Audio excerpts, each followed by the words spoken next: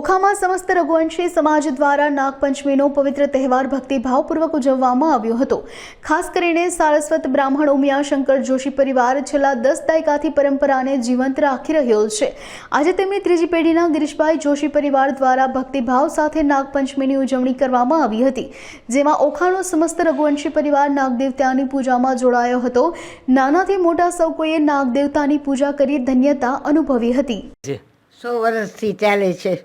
મારી સાસુના વખતથી મને 82 વર્ષ તો મને ત્યાં આ ઘરમાં, એટલે 5 વર્ષથી હું અહીંયા નાગનું દૂધ પીવડાવું છું। મારી સાસુએ આજ અમારે વર્ષો જૂનો છે મારા નાગનો, ને અમે નાગ પધરાવતા નથી, 12 માસ એમને ધૂપ દીવા કરીએ છીએ। નીચેના બચલા છે ને એ પધરાય એવી દરિયે, પણ નાગ તો એમને એમ જાગ્રત જ છે અમારા, ને અમે નિવેદય કરીએ છીએ દિવાળીના ને જે થાય ને એ મોરથી વાછડા દાદાના, જસરાજ દાદાના, પછી વાછડા દાદાના। જસરાજ દાદા ને વાછરાજ દાદા 2 ભાઈઓ છે। આ વાછડા દાદા છે ને એ નાના ભાઈ, ને જસરાજ દાદા મોટા ભાઈ। આમાં જસરાજની પૂજા કરીએ ને વાછડાની પૂજા કરીએ।